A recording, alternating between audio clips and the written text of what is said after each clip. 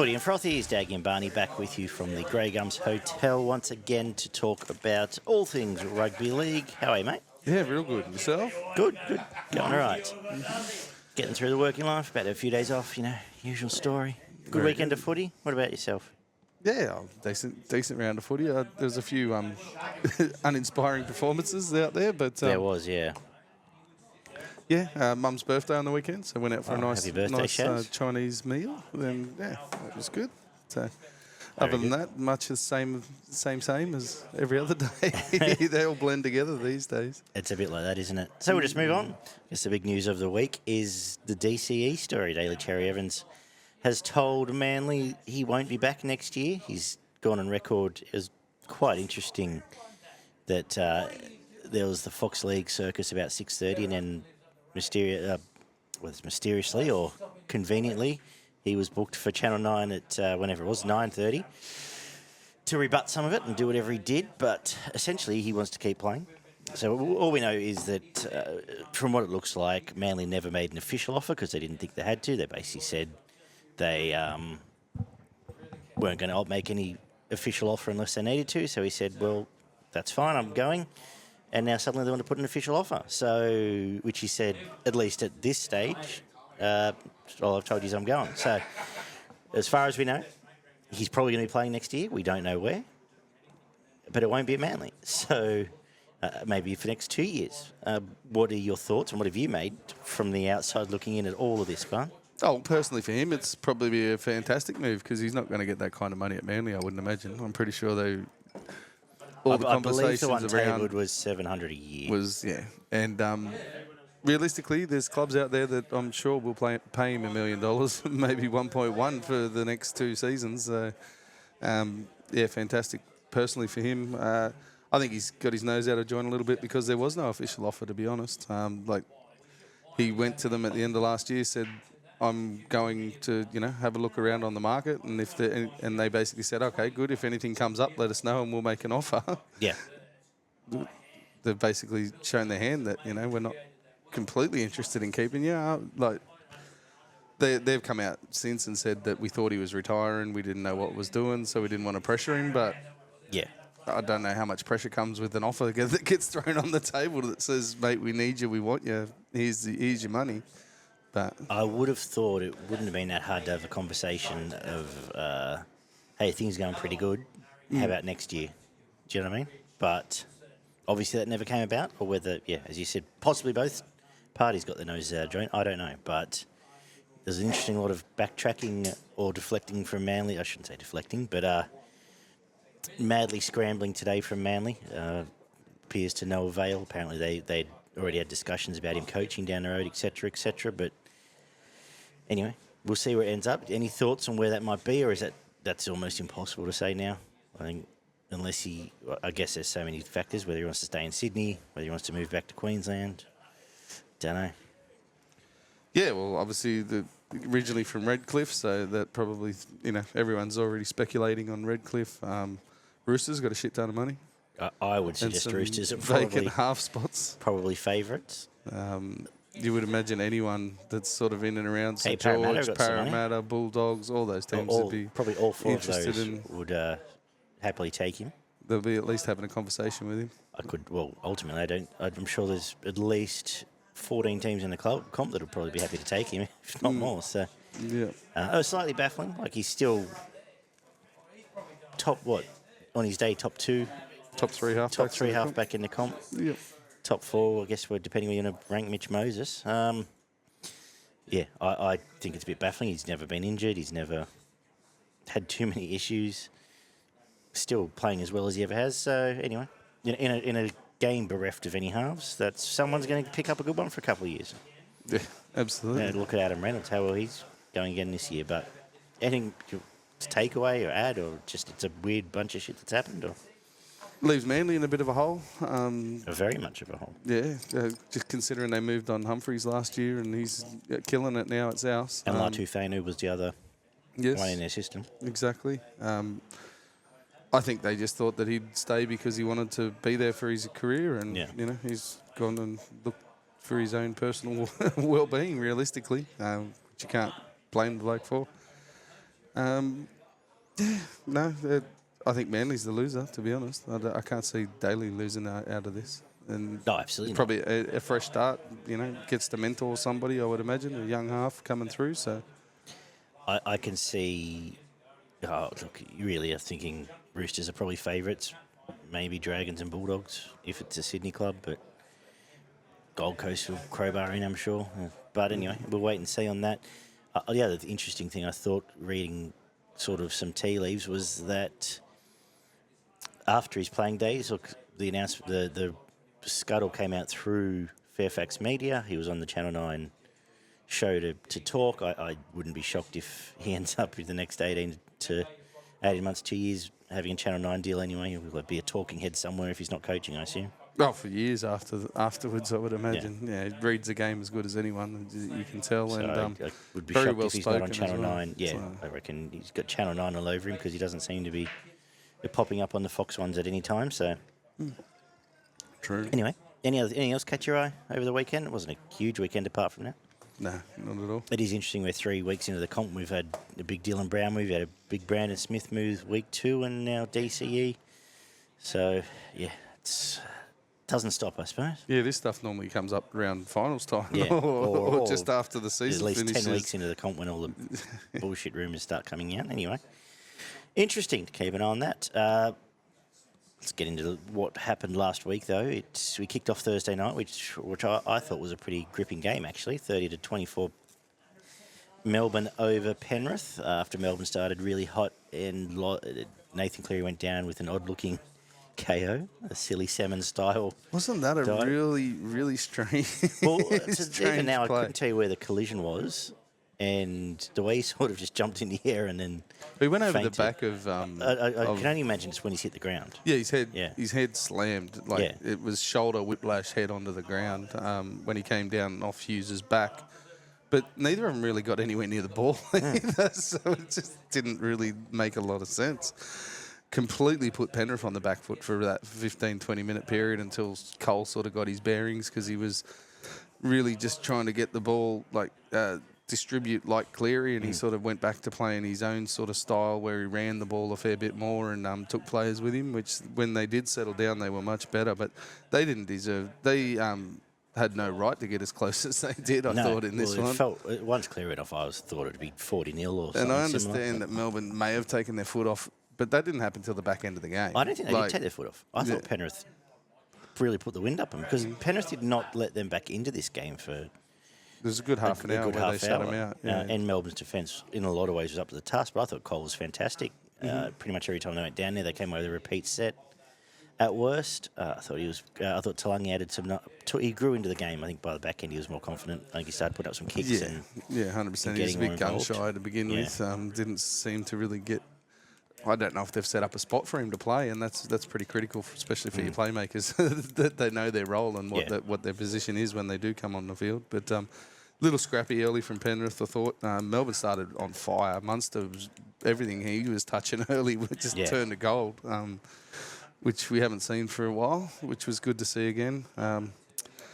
Was 14-0 down, and then the Cleary HIA seemed to actually spark Penrith. Like their aggression went through the roof about 5 minutes after they realised. I think when they were told that Cleary's not coming back, they went, "Well, fuck, we're going to have to do this the hard way," and they really ramped up their aggression and leg speed in the middle of the field, and it made a difference. Melbourne were able to sort of keep them away for a little while, and they even put on another try, but.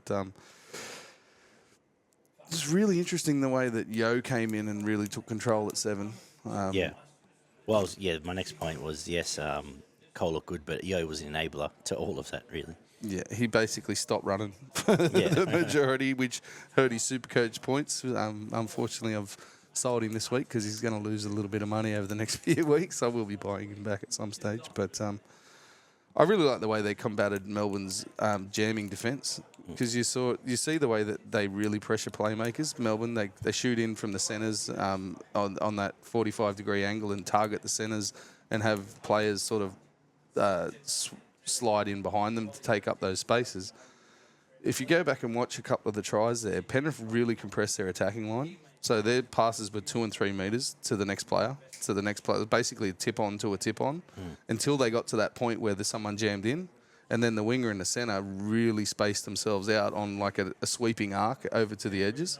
And then it was a 5 and a 10 metre pass to hit the centre and hit the winger. And then there's no defence out there. And they scored 2 or 3 times on that play on both sides of the field. And you could see that, like, Toto's 20 metres in field and he ends up scoring in the corner. Yeah. That's deliberate. Yeah, That's the coach sending down a message to they're jamming, we need to compress and fan out when we get to the edges. Yeah, because it's not Melbourne don't get caught that a lot. It's not like Parramatta where you see it coming every week for the last 4 years. But yeah. It was a deliberate tactic to get on their edges, and I think the 3 tries came out of it. Alamotti, one of Alamotti's on the right hand side, and Toto's on the other side. And it worked a treat because basically they're jamming in on the 5'8" with the centre on his shoulder, and then the centre slides out and the winger slides out, and there's one defender out there with 2 blokes running that angle towards the try line. So it was it was a really smart way that they set up to catch Melbourne out there. When momentum started swinging back, I thought, we'll just finish on Penrith as we touched on the halves. Bizza had another really strong game. Liam Martin, you mentioned the leg speed, but Liam Martin got in and got very physical as he always does. Liam Henry and Lindsay Smith, they've done some work in the last couple of weeks, and they really shone in this one just through consistent work rate. I was going to wrap Xavier Coates. I thought he did a tremendous amount of work. Like, obviously he does all the flashing stuff and was a recipient of, and was very close to probably scoring. He shut down everything in He's probably attack. the best player under the high ball. Yeah, shut down everything in defence. And did he score the try or he got very close? I think he scored one and set one up. Yeah. But I thought he was noticeable doing. I don't know how many he's actually ran, but I thought he was noticeable doing some of that hard work out of his end, and he doesn't always get the raps for that. Only 90 metres, but the back end there, he was really getting involved more than he generally does. Penrith tired towards the back end of the game. I think that's the only reason they lost it. I think that because came with a big. Melbourne had a big chunk of possession early in the game, and really sort of. I think that took a toll on Penrith at the back end, especially they're playing a player short as well for a big part of the game. But the try was sort of right at the end where Kamika breaks through the middle. You don't see that happen with Penrith generally that often. And that was a bit of footwork and a nice short pass, and that just completely shattered the middle of Penrith, and they were caught out wide a couple of plays later. But it has happened this year, though. It has happened this year more than it has in the past couple of years. But you're right, 100% right. Munster was pinpoint. Again, they probably don't win the game without him. I thought his kicking he was fantastic. All his try involvements were brilliant. Pappy, good again. The spine got through all their work. Hughes had a couple of critical touches at the back end of the game, really to control where possession was turned over, and I think he might have set up the last try as well with a kick through. So, he definitely kicked one through for Katoa, I'm pretty sure, that they scored off. But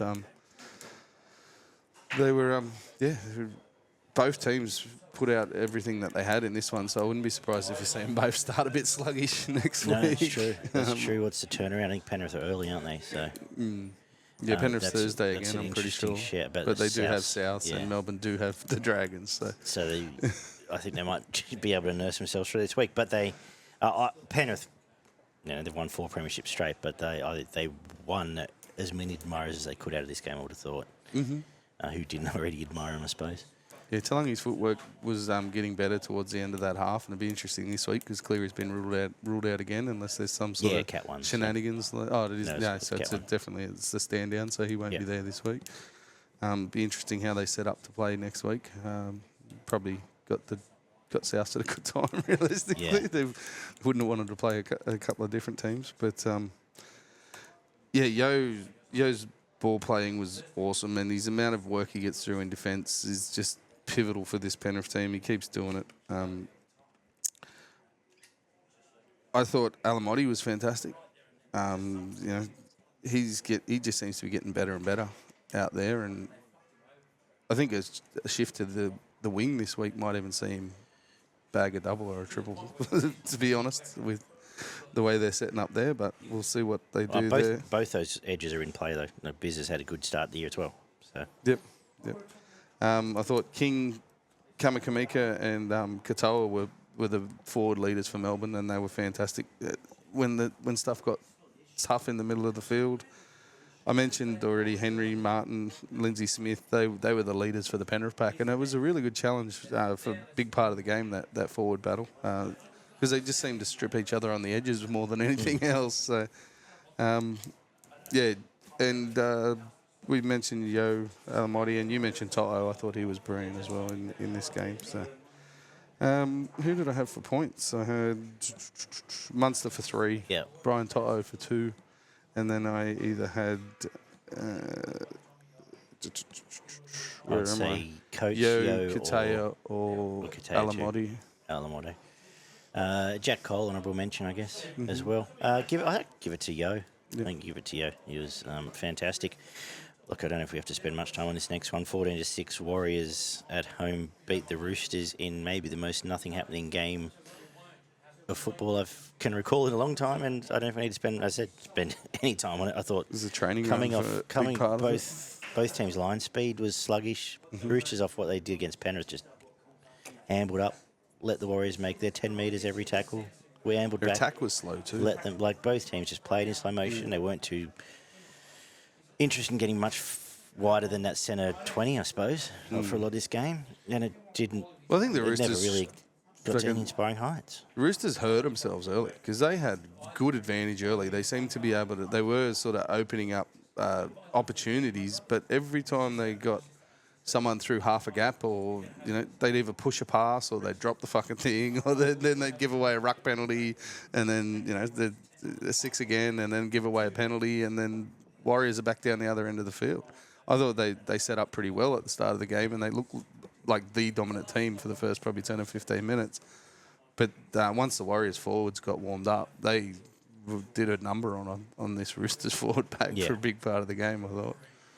But I wouldn't say they were flattered, but I thought the situation allowed it in that, as I said, there was no line speed. They were able to just have their way, do what they want. Connor got a HIA. Bradley got one as well. 15 minutes. And I don't know. This tempo doesn't seem to. The Warriors' tempo doesn't really suit their halves at times, so they never feel like they get much more expansive. Than you never see them really get right through the line. They just sort of bend it that little bit, and it's not that real quick, fast play the balls that they were getting off the back of AFB last year. They need that, Barnett to maybe use a little bit of footwork or pop that ball occasionally to get that, get that little bit further through the line to speed up that play the ball, because it's still pretty slow. But I thought they did pretty well. Chanel Harris-Tavita obviously ended up icing the game himself with that little sort of chip bomb thing that he chased down and managed to just score a try out of nothing for himself. But neither team, their execution was poor. Constant drop balls once the ball. Every time it looked like they just got excited every time there was half a gap and someone dropped the thing from both teams. It's just. They spent a good 30 to 40 minutes, sort of that 20-minute period either side of half-time, just going backwards and forwards in a training drill. Basically, we'll have 6 tackles and kick it, and you can have 6 tackles and kick it, or drop it and we'll drop it back, and it just never got out of second gear. I don't really know. Let's just say Wade Egan had another good game, building into a very good season, in spite of that ruck speed. There was a bit of aggression and feeling in it. And they did get fired up at moments, but then it would peter out and then it would come back a little bit. Marky Mark could have had a spectacular try close to half-time, and he just very, very exciting. If he grabs that on the first bounce, he scores it just held up that half a second more than he needed. He tripped and stumbled and fucking bounced off his arm. That may have lit a fuse there, but they missed Connor Watson, and the rest of the game happened in slow motion. I don't really know what else to say.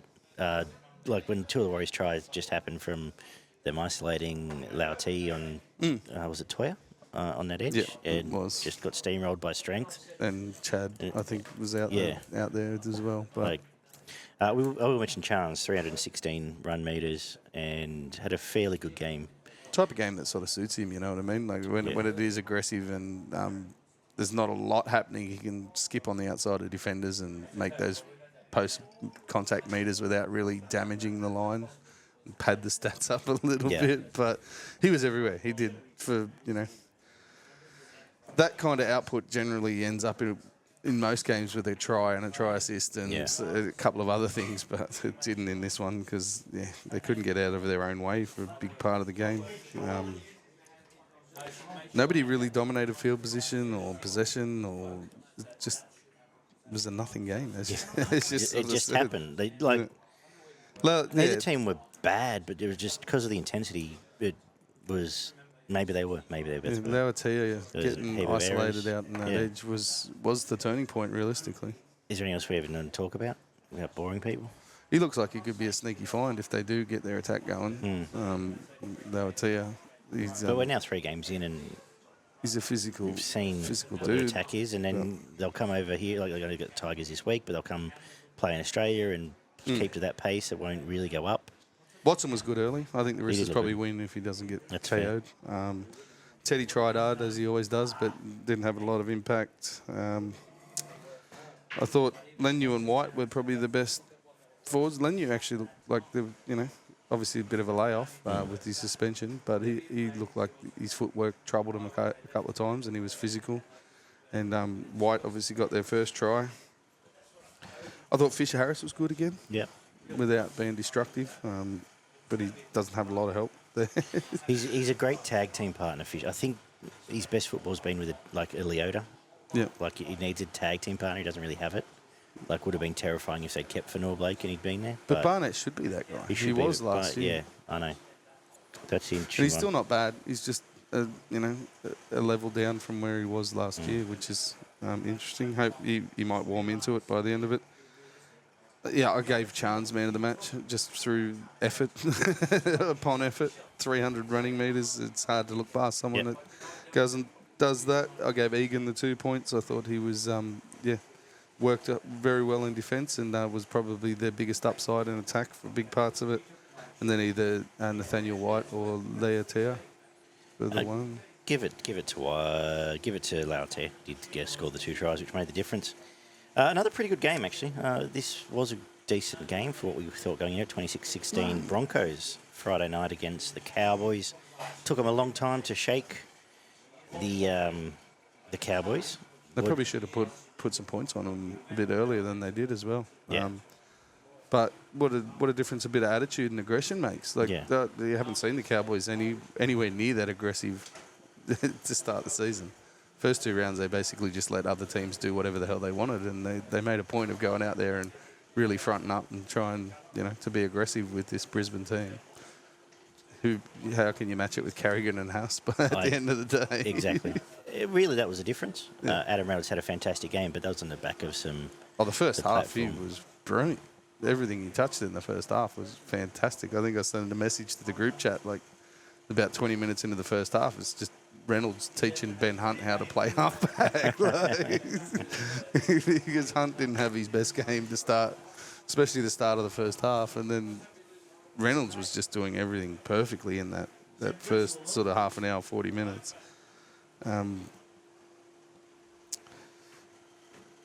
Interesting that they don't.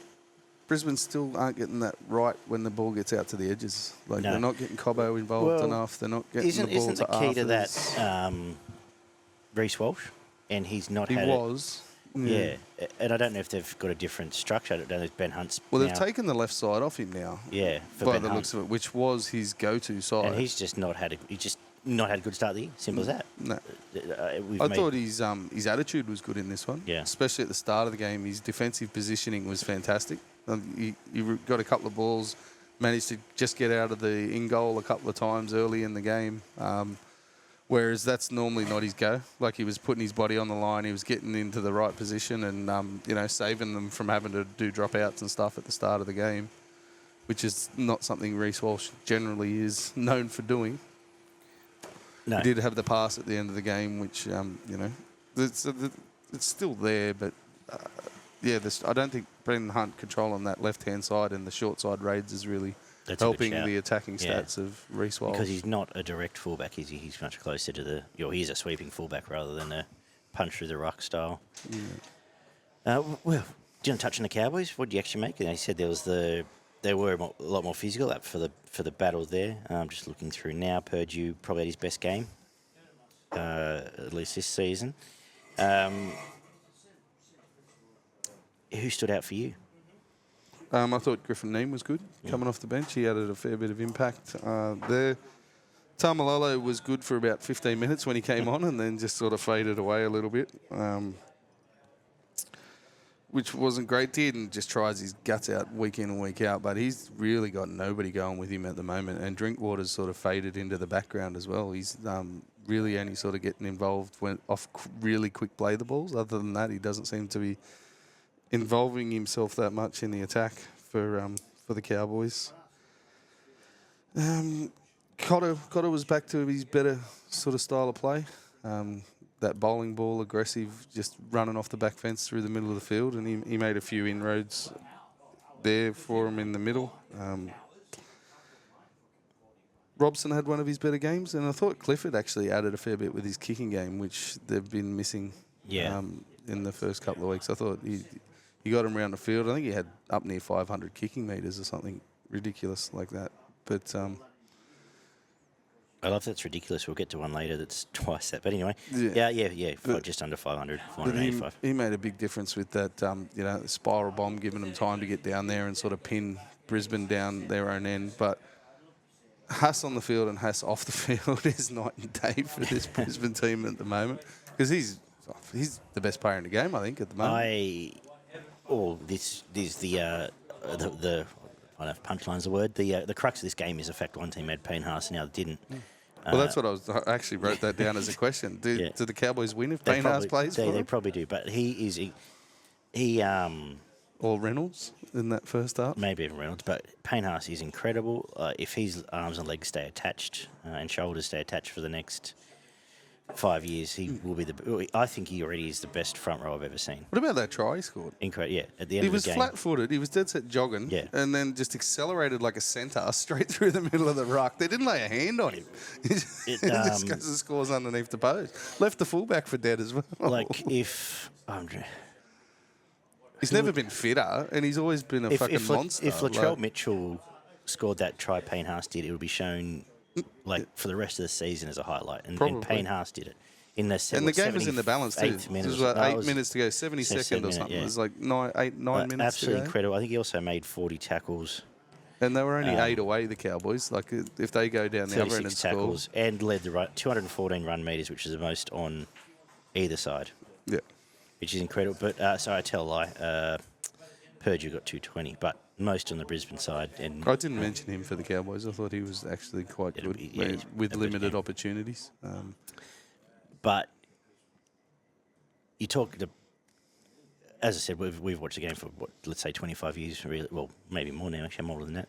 Yeah. Let's say last 25 years, and you can talk about Lazarus's, Harrigan, the blokes people get thrown up, Webkey, Sivanasiva, etc. None of those can do what Payne Haas does. None of them. No.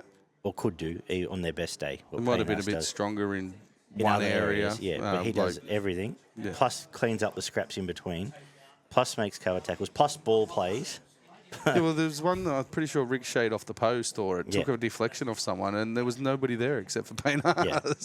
Because we're talking about where DCE ranks in the game in terms of today. Actually, a couple of people at work, and one of the other journos who is a Newcastle fan said, Pong is the best player in the game right now. I said, no, Payne Haas is. And I stand by that. I think he's the number one player. How did you go with that argument? I was right, because the argument ended there. We won't ask him. But, yeah, he is incredible. At least what he's done to date. He keeps doing it week in, week out. Mm-hmm. If he had to play 80, he would. It's he is the first pick for New South Wales. He's done it just about every game he's played for the last, 2.5 years? Yeah. When Brisbane fell off a cliff last year, it was no coincidence he was injured for chunks of that. 100%. So amazing. And then you throw in, they got Carrigan on the field at the same time. Still not completely sold about him being in the middle. He's doing nothing wrong. He's as good as anyone else going around. But he's doing heaps of work. He's just not having the huge impact that he would have occasionally in games last year. Yeah. Jensen came on, played a decent role, I thought. Ricky was a bit more involved than he has been.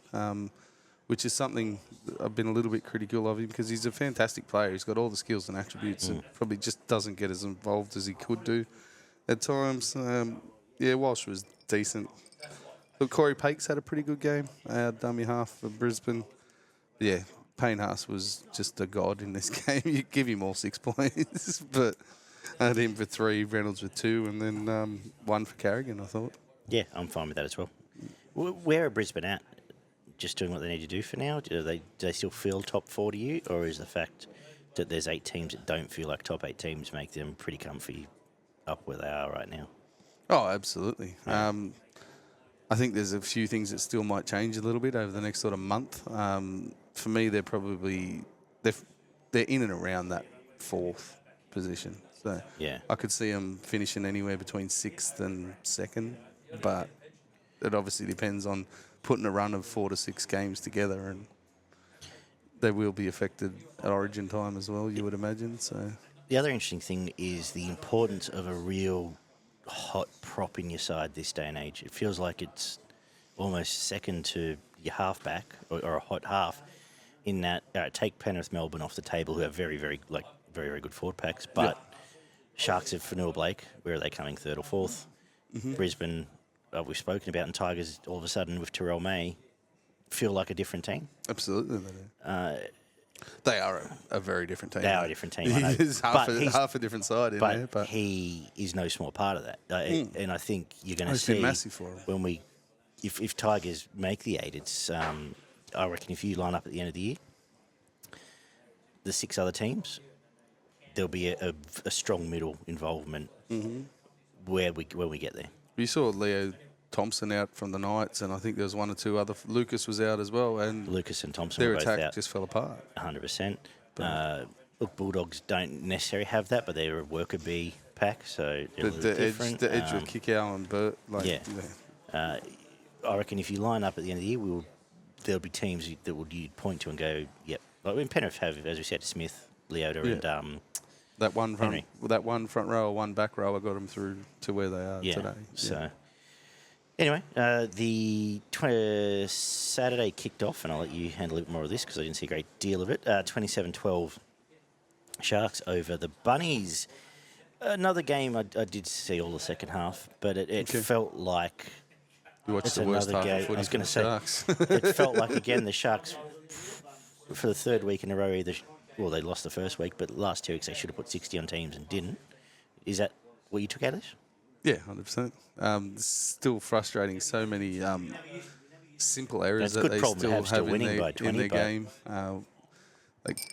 They'll be flying down the field. They'll be making 50, 60 metres, and someone will just drop the ball cold. They'll just bounce off their chest, or they're not thinking, and they'll just do something stupid, not pick the ball up properly, or something similar. But this one, they switched off completely. After Braden Trindle scored the try 5 minutes into the second half, they basically just went back to, okay, we're going to have a training run now for the next 35 minutes, and we're not even really going to pressure them too much. We'll just, go through the motions, make our tackles, and hopefully not make too many huge mistakes,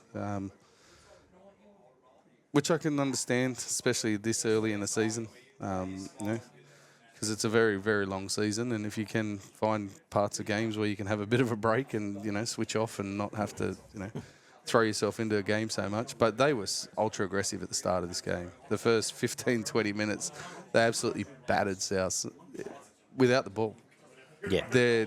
Their defence was ultra, like some of the most aggressive defence I've seen all year. They were flogging behind. And I used to say this all the time last year, when they're at their best, it's their backs doing as much damage as the fronts. Forwards. Yeah. No, but they were in defence. They were absolutely jamming South. The first 3 tackles of the game, I think all 3 of them got absolutely smashed and slammed on their back. And they were just rushing out of the line for at least the first half an hour of this game, and South just were completely startled. They didn't know how to do anything about it realistically, because only option apart from throwing cutout on cutout and trying to get around the outside edges of them was to try and bring the aggression back, and they couldn't go close to matching the aggression that Cronulla threw at them to start the game. Ball in hand, they were bending the line. like for pretty much the entire first half, getting restarts, getting penalties, and Souths were on the back foot from the kickoff in this game, and it took them sort of half an hour to even sort of get any sense of where they were and what was going to happen for the rest of the game. They really targeted Whiten over on that right-hand edge. Gave him a hell of a time. The same with Campbell Graham. He got caught out a couple of times, which you don't normally see very often, but that came from my opinion, more from his inside and outside men just being completely out of position and him doing his best to try and cover for them. But there's a couple of, I don't know if you said you missed the whole first half. So I had pretty sure you would have seen a couple of the highlights of the way that Kennedy, Mulatalo and Iro were combining off kick returns. I think one of them they did go the length of the field, Mulatalo through the middle and then out to Iro who scored. Finished it, and Kennedy started one about 15 metres out on the right-hand edge and Kennedy had a very good game actually. He's had a good season. He's had a good season for someone we've been quite critical of. So been real safe under the high ball and had some really nice passes to link up with his outside men in this one. Fanua Blake was a little bit quiet, but had a decent game. Trindle was the massive difference. Like Hines started on fire and scored the first try, threw a nice little short ball for Nickera, who was just running one of the weirdest angles you've ever seen to cut back in and score underneath the post. He basically came from almost the wing and ran the angle to end up right next to the post, scored underneath the post with two blokes just standing there going, where the fuck did he come from? But which is obviously his strongest trait. Teague Wilton had a really good game. He was really good in defence. He was hitting guys and putting them on their back, taking a whole heap of hit-ups as well. But Souths got bullied for a big part of that first half. Yeah. Braden Trindle's kicking game was fantastic. Couple of 40-20s, field goal, scored himself a try just after half-time. He took over after sort of Hines. Once he got hot, Hines took a back seat, and I think that's their biggest part. They seem to be trying to sort of let one guy go rather than both going at the same time and just like putting someone to the sword. I think Fitzgibbon even said that after the game. He said they sort of work it out between themselves who's going to lead. I think coming into this year, there was something like they'd played 12 games together or something in the year and a half, 2 years that they've actually been trying to play. One of them was injured. One of them was getting himself in trouble with the police. That's true. Yeah. It's a long time ago now. Yeah. But they're really yet to sort of work out exactly what they're doing. Souths did obviously put some respectability back into the team, but that was against some really lazy, disjointed defence. Like that tap that they gave away a penalty 10 metres out, and Humphreys just tapped it and ran through without being touched to score next to the post. That was just blokes completely clocked off and not interested. Mamazoulis, I thought, had a pretty good game. Yeah. He's been really good for them actually. And all their spine's been good. Well, the young part of it. I'm not sold on Walker. I know blokes are still saying things about Walker going good, but yeah. But Mamazoulis 63 tackles. Yeah. Jamie Humphreys 45 tackles, which I think is a record for a halfback. Well, they did. In the modern era. They spotted those guys up and they made them do a whole heap of work. And they're just running directly at them. Did I say Jamie Edwards? Or say Jamie Humphreys? No, you said Humphreys. Okay. Yeah. He's a proper first grader. I think he was great. Oh, absolutely. His kicking was very good. Probably kept in the game for bits of it. And Jai Gray, they probably scored another 2 tries without him there. And even the tries they did score, he's there. 100%. He saved. There was one. It might have been in the hip drop. There was one set he saved. Might have been that one tackle. I think he made a tackle leading up to it, and he ran over when he got put on report. Yeah, he saved 3 tackles. He's 3 in a row, I think he was. He made like 3 try-saving tackles in one movement. Yeah. Where they kept offloading the ball and then moving it around, and he'd pop up again, and then he'd go back over to the other side. I think he needs to be in this team for the whole year. It's looking that probably way. A no-brainer. But yeah, the young part of this spine, I think, are in good stead. You can see where they're heading if they were to get Cam Murray and et cetera, et cetera. Kulamutangi was very good. Thought Graham was good ball in hand, got caught out a couple of times, I said, in defence. You mentioned Humphreys was fantastic. McGuinness had a very good game. So did Wilton. They were probably the best 2 forwards. You throw in Nickera and AFB, who had decent games. Mentioned the those three of the back five there in Kennedy, Iro, and Mulatalo. Stone Street had a pretty good game, but wasn't. They were going left more than they were going right. And the halves were brilliant. Like, to start the game, Hines was on fire, and then he stepped back, and Trindle was awesome as well. But without those two halves, it would have been a very different game. Yeah. So I had Trindle for 3. I gave Hines 2, and then either Humphreys, Iro, or Mulatalo the 1.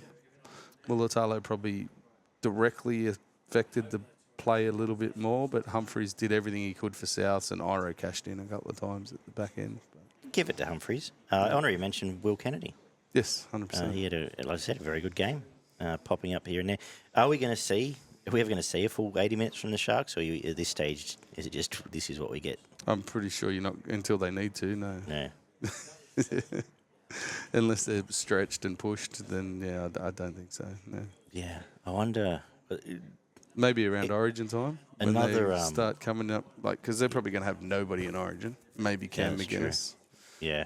But you'll probably see them maybe run roughshod over a few teams around Origin time. But this coming weekend would have been a cracker if Canterbury were full strength. yes, absolutely. Would have been a real cracker. Would have been a test. Yeah.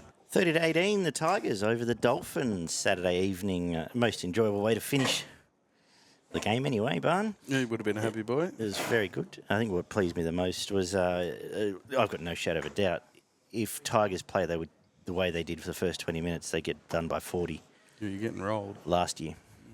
A lot of the way they set up, and Dolphins looked sharpish. I think Tigers invited them into the game. There was some lacklustre. They looked nervous for me early. They have every game. Every game started a bit similar for them, but they've worked their way into it. But yeah, they did, and they were a bit lacklustre out in the edges, which got exposed. What do you make of the start of this?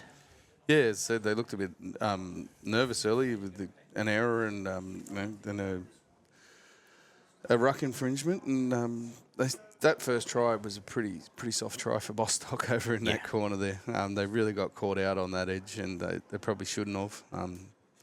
There wasn't really anybody even there putting pressure on him by the time he got to the line either, which was a little disappointing, I would imagine, as a Tigers fan. But they were sharp early. Katoa was doing everything right to begin the game, playing a little bit deeper than he has done. Then it just gave him that little bit extra time to sort of scheme where he was going to go and who he was going to pick up, and threw some really nice passes and some short kicks in behind the line that really pressured you guys early. Dude, that first try for the Tigers, that was a really nicely worked play where Appy split to the left and comes back to Luai, and it goes through the hands to score over on that Buller and when you're into the right it's funny corner. When you're talking about the Panthers play earlier, that had that written all over it. So similar setup and execution, I suppose. Yep. Luai just dug enough into the line to draw them out, which he hasn't done to date this year, I thought. And everyone, just with that play, like, you see the flashy bit where he sort of throws the big dummy and then holds the ball up in the air. That all adds to the way that the defence is standing there sort of going, okay, is he going in? Is he going out? Is he, is he going to kick it back over his head? Or they just don't understand what the next play is. And he puts a bit of footwork on, runs it into the line, brings Buller with him, and they score a very well-worked try over into that right edge. Toa's made a big difference for you, I think, over on in that right centre position. Defensively, he's as good as most in that edge, and he's not afraid to give the ball to his winger, which you see a lot of centres do.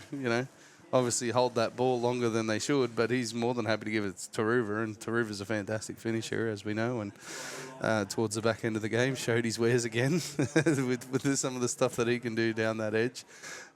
Cut back in nicely for that first try. But, I was getting a bit worried there for the Tigers. It was a weird game because Nikorima looked very dangerous, actually. He was a big part of that, the start to the game for the Dolphins.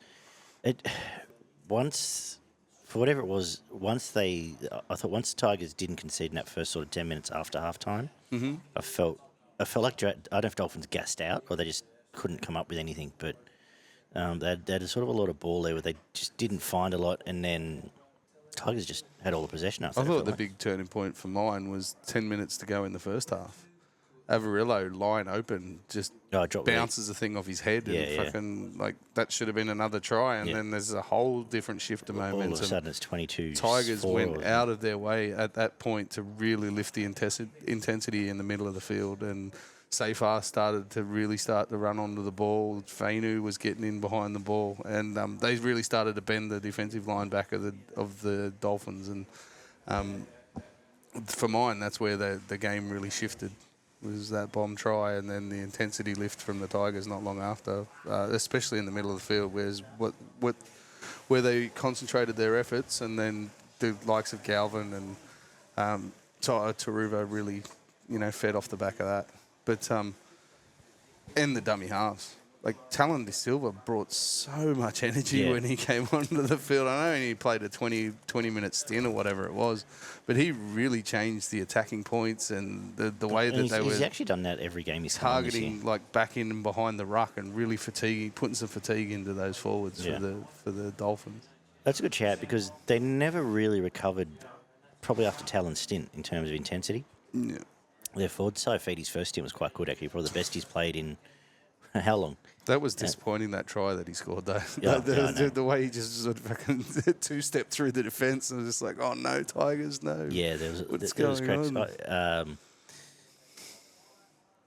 But ultimately, they were able to right the ship, and as I said, they would have packed this in a year ago, I think. And there was a set. I think Luai brings a sense of calmness. There was a lot of. I know if you look at his stats or his Supercoach stuff, it looks like he doesn't have his hands on, but I think in and around it, him and Appy control the team quite well, and just keep level heads on. Really good at making sure the ball gets into the end goal, even if they don't get a repeat set. You're starting close enough down that end of the field, which in years gone by has been. Won't mention any left foot kickers. Has been a 20-metre restart 5 times out of 10, or worse, who knows what. But yeah, Talon really fed into the energy, and then I think Appy really picked up on the back of it, and he's gone, oh yeah, there's something here, we can really target back in behind the ruck and really tire out these forwards. And by the back end of the game, Appy was doing all sorts of crazy shit. It's just that's a good shout. What he was doing. He didn't feel part of this, and I know he's had a abbreviated start of the year, but it took him a long time again this season. I think he didn't wake up to that second half. He had a few nice touches very early, but... and his defensive work was good as always. Always good. But, yeah, the way he came home, I loved that. Short ball to Seyfarth. Appy's as good as anyone with that one just out in front, far enough.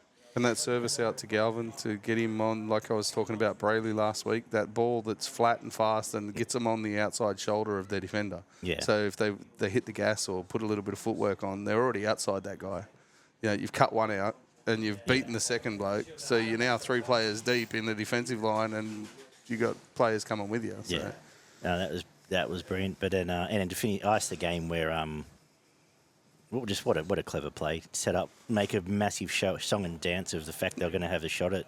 He's pointing at the right upright and the left upright, and then to just duck up the blind side there on the right was one of my favourite Tigers moments in recent memory. Actually, love that. Right.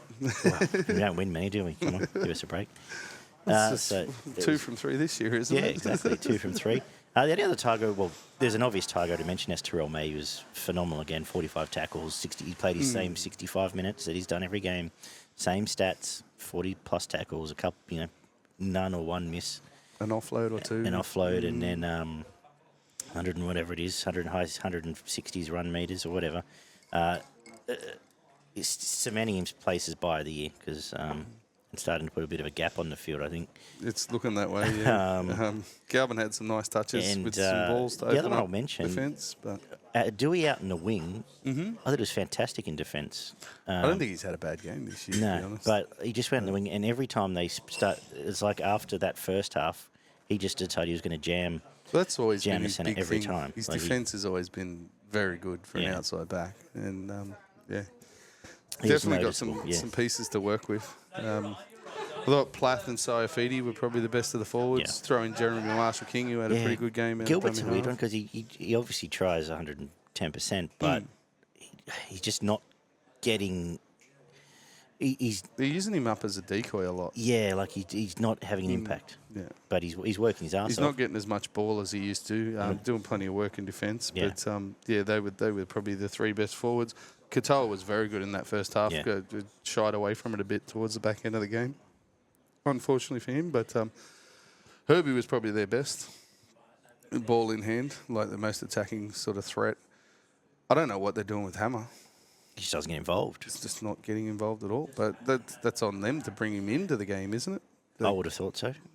But I can't even remember him touching the ball unless it's to.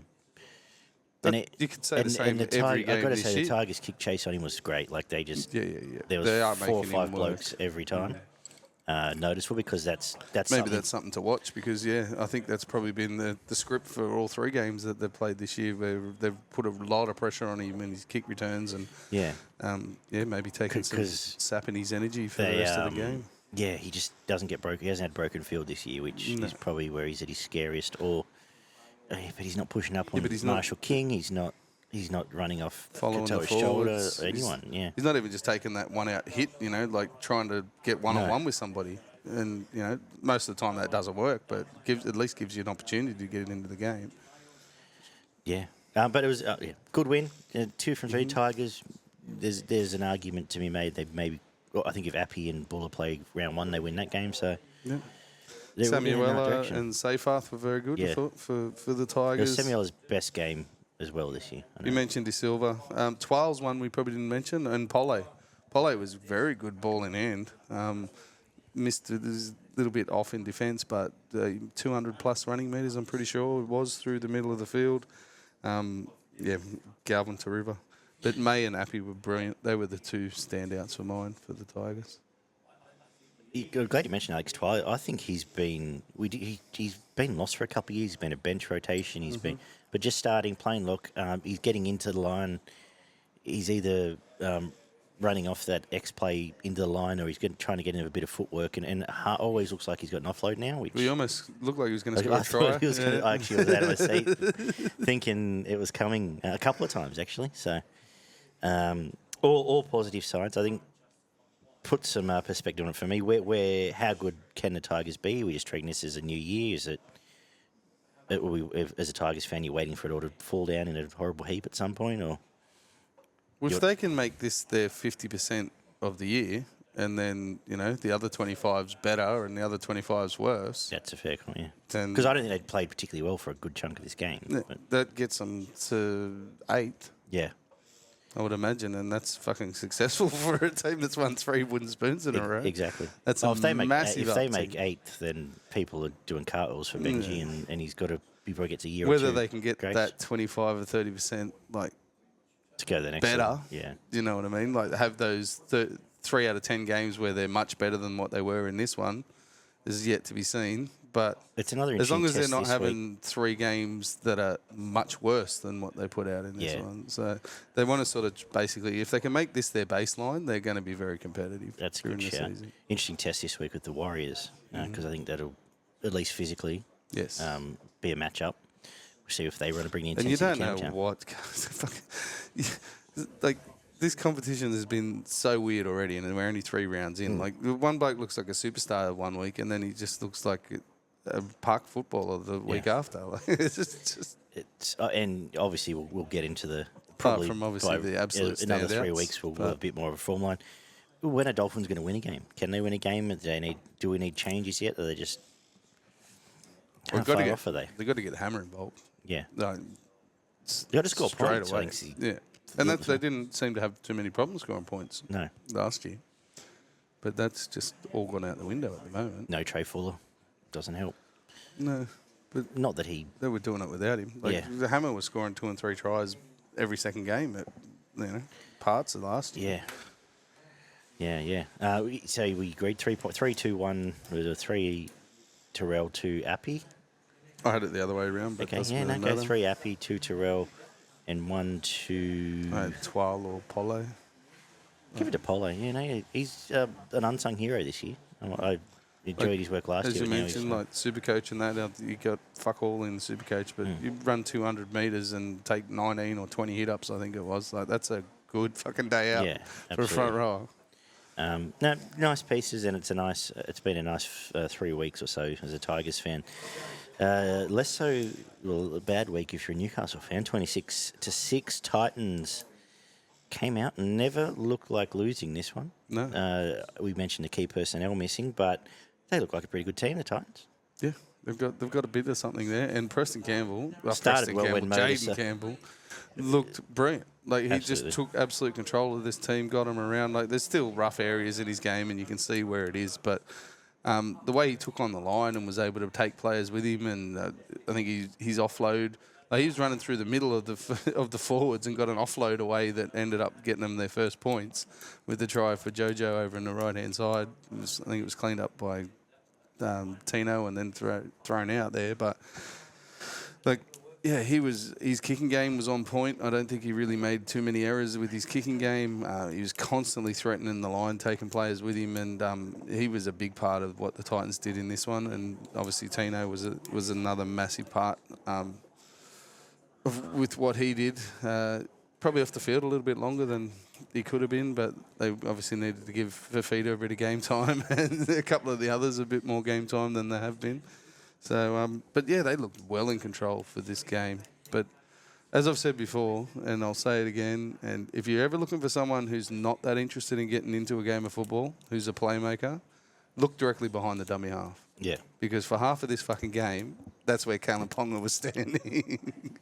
Yeah. I'll argue with anyone. Go back and watch the whole fucking game. Half of it, he was standing behind the dummy half. Like, I know he does that a bit with the halves to try and get involved. He can pick which shoulder he wants to run off, whether he wants to go out or take an in-ball and stuff like that. But standing directly behind the dummy half, you're effectively taking yourself out of every play. Yeah. And he did it a lot. Yeah, just didn't seem to have a lot of interest in being involved at all. I don't know if he's injured, if he's carrying a niggle or what Maybe. it was, or if he just we've got the bye next week and I want to be rested so I can go to Bali or whatever he's doing this week. But yeah, they suffered from it too because they had really no direction in attack for a big part of this game. Cogger tried his hardest, but without Ponga in this attacking lineup, there's not a great deal. It ended up just being a quick shovel out to Best to do his best out there, and he did a whole heap of work and ran a lot of metres and bumped a few blokes off here and there. But it's interesting because we talked last week about how good they can look when they're on the front foot with Sharp and Ponga. More so Sharp playing a direct one and Ponga out the back. But when you don't have any momentum, all of a sudden it grinds to a very quick halt when you're taking two of those attacking options. Sharp tried pretty hard, but he was most effective out of dummy half more than anything else. Where exactly. Trying to scoot through and beat someone one-on-one. And he was able to stand one or two blokes up here and there.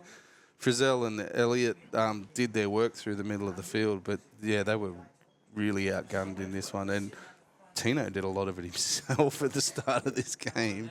He was a man possessed for the first 25 minutes. First tackle of the game, Mo decided he was going to inflict death on who was it? I can't remember what the Newcastle player was, but he just got absolutely snapped in half. Tino hasn't missed a beat for a bloke off an Achilles injury. We rave about Payne Halson, Terrell Maynard, but Tino is top 5 any day of the week with those guys.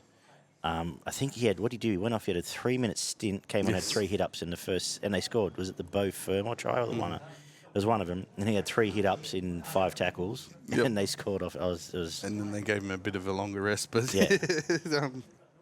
Thomas Cant looked like a player for Newcastle on that left edge. He looked like he's probably trying his hardest out of the whole team. He was and a pretty solid guy, decent, pretty big around the shoulders and decent amount of speed. So obviously with Lucas coming back, he won't retain his position, but if he gets himself a bench position, he could probably add some impact on running on an edge there for Newcastle.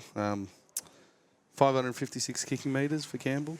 I thought he had a fantastic game. I thought AJ was very quiet. He's an interesting one, Campbell, because again there's some discussion about, is he a super coach by now? He's the ringleader of the team. The problem was the back end of last year. It's a bit too expensive. I think he scored 300 or 400 in the last month, so he's in the 700K. When if he was just under 6, you'd be a bit excited. And for that kind of money, you've got Nico, you've got Cleary, you've got Adam Reynolds, guys that can go 150 and are probably going to average 75 to 80 every week. Yeah. Whereas Campbell can probably throw out a 20 Yeah. if the Titans are on the back foot, because that's the one sort of thing he's yet to sort of prove that how he goes Consistently. getting a team off the back foot and putting them back on the front foot. But Yeah, you mentioned AJ. Sorry, I cut you off there. I thought he was a bit quiet. Made a couple of errors. Only not a lot of runs, which is unusual for him. I'm not sure if 6 suits him. No, I think he's a better centre. Don't know. I think he's Better fullback. Well, but he's a you've better got fullback, but Keeney they've got there. Keeney. Well, he's injured now, but it was interesting to me that they didn't put him back there. Oh, no, it's not Keeney. Sorry, I'm thinking of someone else, aren't I? Oh, no, Keeney's out this week, I'm pretty sure. I haven't looked. But, yeah, anyway, we'll look at that in a minute. Yeah, Newcastle were missing a fair bit, but the Titans' centres really took a lot of work as well off the forwards, which is something that Newcastle probably didn't do. They didn't have their outside backs take up that kind of slack that Sammy and Kelly were just taking dummy half scoots every They're probably set. the most underrated centre combination in the game. I know defensively they do have their days where they decide they don't particularly want to tackle anything, but apart from that, they always make tackle busts. They get through a fair share of work, and one of them comes up with a try every week. So. Yeah, they're not shy of the contact, and Yeah. they do like to take the ball out of dummy half. Generally, do put a lot of metres into their forward pack, which helps. I mentioned Frizzell and Elliott. I thought they were good. Sharp was probably their best. Mentioned Thomas Cant. Mo was fantastic in his little stints. I'm not sure where he goes from now. I think this is probably his lot in life, playing 20-minute stints and, having an impact or two in those sort of 20-minute Especially stints. when, the He days... looked like he was going to be an absolute wrecking ball, but that seems to have sort of gone. He's a long way from those 80-minute days as well, Yeah. or 60, 80-minute days. RCG helps that rotation, though. He does, yeah, absolutely. Does Kelly nothing. and Keeney were very good. I was really happy for Beau Fermor. Another one off an Brilliant. injury, and he had a great game. He always goes looking for the bit of work. He comes in and has a bit of a... He's got a bit of that Hudson run Young through the about middle. him as Yeah. well. He's fucking real aggressive in your face. Yeah. Doesn't mind a bit of a stink and got plenty to say. And he's just always worth throwing in your anytime try scorer bin 100%. because he finds one. He'll find one. Yeah. Campbell 3, Fermor 2, and I gave Keeney 1. Yeah, that's Yeah. fair enough. 200-odd run metres and had some good impact out wide Yeah. for the Titans. And how do you miss Tino? Who'd you give Tino? No, Campbell 3. Fermor 2. Fermor 2. Yeah, okay, I'm okay with that. Keeney 1. Yeah, all right. You Honorary can give mention it to Tino. Tino if you want. Doesn't bother me. But Don't know if it bothers anyone. Might bother Tino. I like you, Tino. Let's stick with that. I like you too, Tino. And then 16 to 8 Sunday afternoon at Combank, Bulldogs over the Eels, who I would have thought probably should have won this game if they had a couple of halves. There's one that's worth a lot of money, doesn't particularly want to be involved at all. Unless things are really going his way. And Well, he he had threw, one or two he threw a nice pretty touches. touch for a try, and that was about it. But he doesn't want to. I don't know what he wants to do anymore. Anyway, he doesn't do anything wrong. He just sort of No, he exists doesn't on the do field. anything wrong. He has his runs, he throws, he shovels the ball on. He doesn't stand out. No. Anyway, that's Dylan Brown we're talking about. But I thought if $1 million half's ever going to win a game, this one was there to be won. 100% it was. And ultimately, I think we talked to you off air that the Bulldogs scramble was probably the difference. Yeah, Commitment to 100%. defence. And that first try that the Eels just let in with Saluka Fafita just strolling in underneath the post, that really put them on the back foot to start the game. But, neither team could really get their attack going. There's a lot of aggression and niggle and stuff in the middle, which unsurprisingly Reid was involved in a bit of that to begin with. But there was little to no execution for huge parts of this game. Like the ball just sort of shoveled across the back line and someone got tackled or put into touch or they dropped it. It really just looked like a training run for big parts of the game.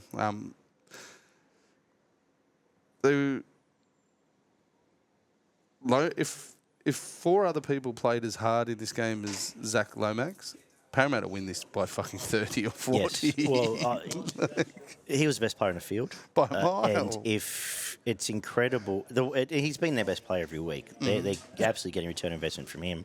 Yep. I don't know how his life choices are going through his head, but off what he's doing it well enough to... He had 30-something runs. Yeah, amazing.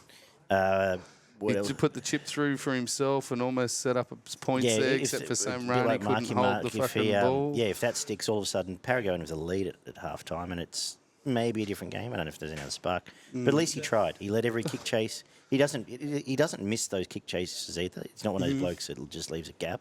He generally chops down the fullback. He times him so well. He tries to, promote Sam Rani. He did a couple of times, but either Sam Rani made a mistake or the cover was just too good and they were able to shut it down. He was, miles ahead of anyone in this game. I thought Zach Lomax was brilliant. There's just Parramatta cut him open a couple of times. And every time there's four Bulldogs jerseys there, they just appear out of nowhere. Yeah. It's just there's blokes sprinting back to make sure that they don't score in a corner. And it's happened week after week. It happened most of the games last year. That's how they won a whole heap of games last year, and they're continuing to do it again this year. I mentioned it in round one. I'm pretty sure I've mentioned it every week this year just to begin the first three rounds. And there was a couple of times where when Parramatta got caught short on an edge, there's nobody coming across. Yeah. They just fall over and score because the winger missed their assignment. But there's no Gutherson flying across. There's no half or second rower coming across to try and put him into touch or be involved. What do you make of Iongi? It's got a very nice short cutout ball, that flat pass to hit a winger to put somebody away. But I don't know I know situations haven't really allowed it, but his defensive positioning's been decent.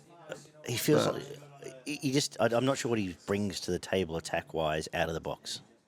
That Gutho wouldn't have, or anything like that. He's obviously got a bit of extra pace and a bit of extra physicality. Maybe he just hasn't been allowed to. Maybe when they get Moses back and get. He's had together. A couple of very nice touches. Yeah. Is it too early to? But they don't. Be concerned, or is he's one that they don't sort of bring into the game. Maybe that's the bigger problem. You don't see. He doesn't go looking. He doesn't. Brown and a second rower going, and then him coming through the middle, or coming back on an angle, back on the inside shoulder and stuff like that. I don't know. It's probably on the coach to give him a rev up and go, mate, when we are moving, when the ball's moving, you need to be putting yourself into a position where there's, run at holes. And, if they don't feed you, that I'll kick their ass. But you need to be there. I wonder how much of it's him being told, don't overplay your hand yet, or let's get you into first grade, or whatever it might be. But, yeah.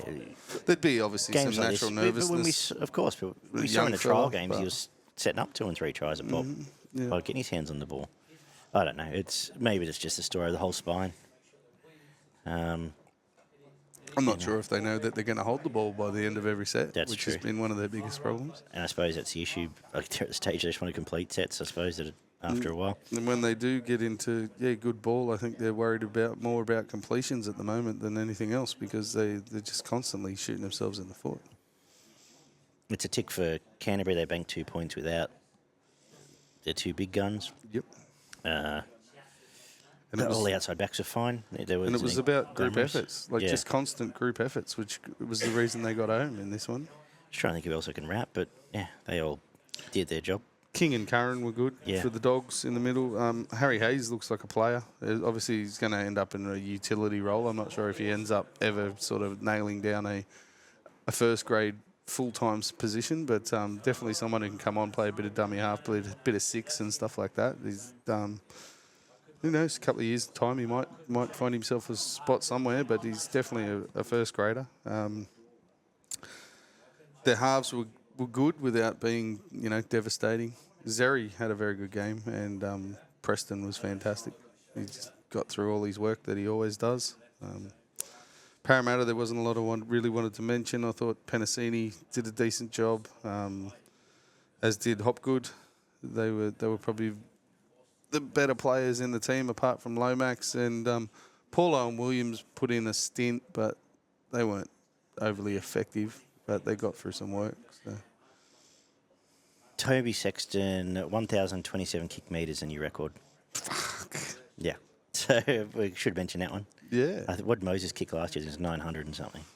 Yeah, I did notice that he was constantly getting them back down the other end of the field when they were in trouble, which is probably a big part of the reason why they won the game as well.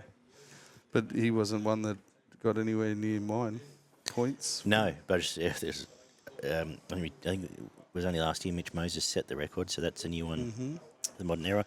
What do you make of the officiating from Josh Curran? Interesting. Like, obviously, even just playing a little bit back in my day, you used to hear that shit all the time. Yeah, that's right. Like, somebody, you're offside, you're offside. I'm not offside. And you're looking around, look at the ref, and then someone goes past you. And you're like, It's like when someone makes a break and you try and left, and you try and call them inside. Yeah.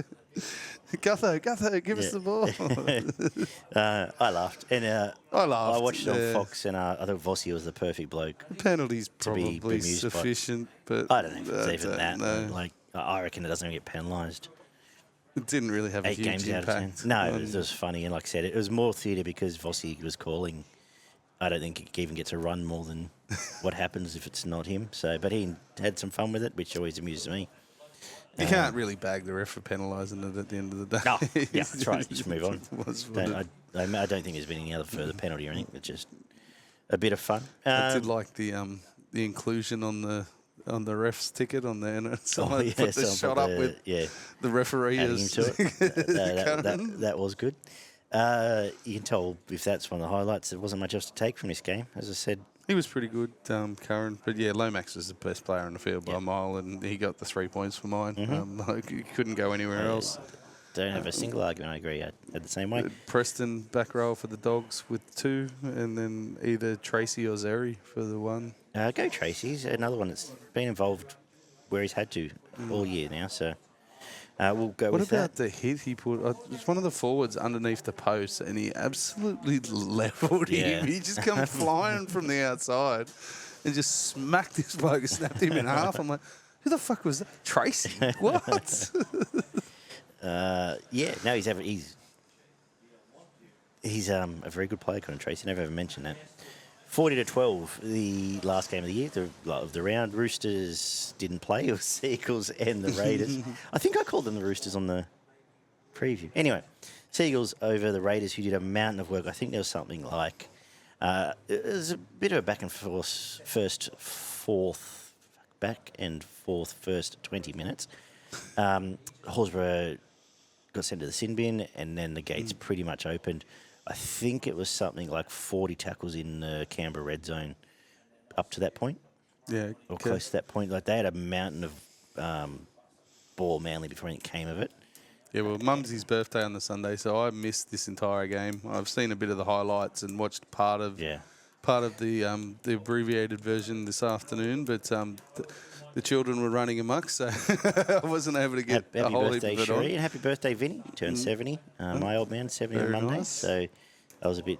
We had a beer for him as well, so a bit distracted there. Yeah, that all being said, it opened up after that. DC just peppered them, and Brooks both peppered them with kicks for a bit, opening up Bullimore 2 tries in 2 minutes. And then... Canberra out in their feet. It was I did see Canberra had about 25% of possession in the entire first half. Yeah, it was time after time. And kudos to Ricky, who is the best coach in the game at deflecting all the issues away from his players. And I'm not saying this, I'm not actually bagging him in this case. He's very good at just coming up with some bullshit excuse. So the journos don't ask about his own plays. He does protect his own quite well, unlike some that will just throw him under the bus. I did see the obstruction call for the first try that should have... I don't understand how they gave that an obstruction. And that's been... A lot of this year, that had been out of the game. They've been just calling it defensive decisions. Horsburgh did everything he could. He pulled up on his run. He took a step inside to be on the inside shoulder of DCE. DCE leans into Horsburgh, initiates contact and goes, oh, my God, and pushes him out of the way and goes, oh, I was impeded. Where he was never positioned himself to make that tackle. But yeah, I agree with that. Garrick 4 tries the day after the birth of his daughter. So he got had involved. the baby swinging in the crib. Had worked on a couple of them. Had a good game, Ruben. Kicking still slightly off, but yes, he had a good game. I thought. Who else was I going to wrap here? Takiaho, they needed him last week. He's a welcome addition back. Bullimore had probably his best game in Manly colours. He could have nearly come away with 4 himself. Apart from the kick chases, he had a really impactful game, I thought. adding to that forward pack. The rest is what you see, what you get. DCE looks like $1 million halfback. Olakau'atu did his usual stuff. 7 tackle busts.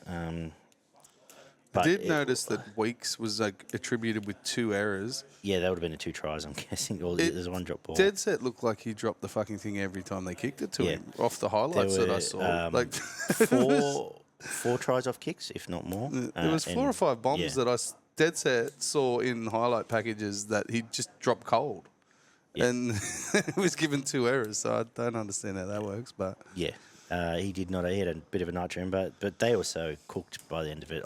The stats all become inflated once it's a blowout. Of course. It's hard to wrap too many. Hudson Young, Horsburgh, obviously with the bin, but he still made 40 tackles in the time he was on the field. Hudson Young got through a bit of work as well. They just wrap it up. Who was your 3-2-1? 3-2-1. Give it to Garrick for 3. 2 to DCE and 1. No, 2 to Bullimore, actually, as I said. 1 to DCE. Had a good... Yeah, I'm just trying where else I could even wrap. Yeah, it's a bit of a slaughter. We'll move on. Mm-hmm. And wrap up for now. Have you got a pot plant this week? Yeah, I found it hard to find one, actually, because there's you don't see that many completely hopeless performances out it seems.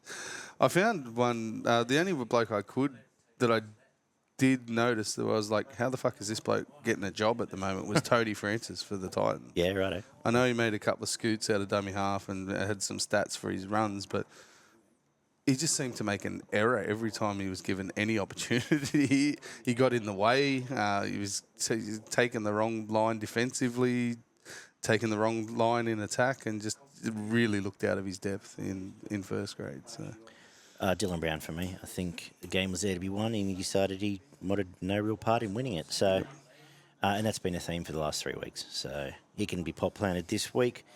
Who am I going to slap? The Manly board. Why not?